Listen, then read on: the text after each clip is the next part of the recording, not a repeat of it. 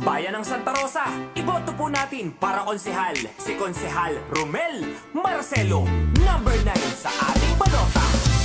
Romel Marcelo, siya ang tunay na makamasa, serbisyo at respeto. Handog niya sa ating bayan, kalusugan sa ating bayan ay kanyang susuportahan.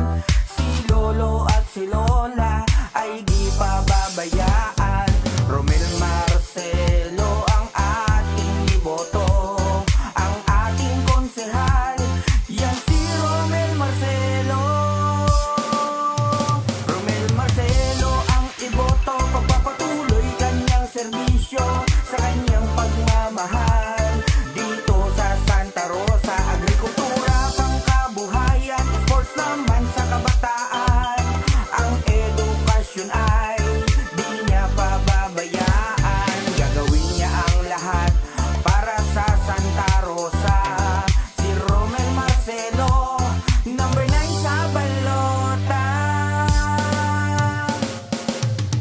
Minu-minuto ramdam mo ang kanyang serbisyo sa kanyang pagtatrabaho tungo sa pag-asenso. Wala nang iba pang hahanapin, subok na ADC na magaling, tunay na gumagawa, di puro salita.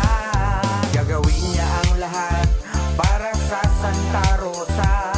Si Romel Marcelo, number 9 sa balota.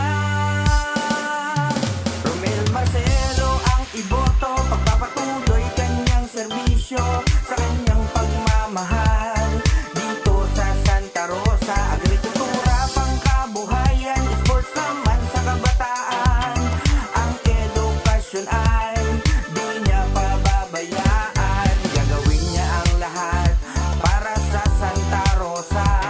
Si Romel Marcelo, number 9 sa balota. Pinagdarasal niya na sobrang nasanay, tanggapin yung kanyang inaalay. Nagpasasalamat sa inyong tiwala at sa bayan ng Santa Rosa, tuloy-tuloy na ating ligaya. Oh, si Romel Marcelo, oh, siya ang ating iboto. The best of best tong si Romel, kaya lahat tayo ay panalo. Ito ang kanyang inspirasyon sa bawat araw na haharapin. Gagawin niya ang lahat para sa taong bayan, ang ating konsehal, yan si Romel Marcelo.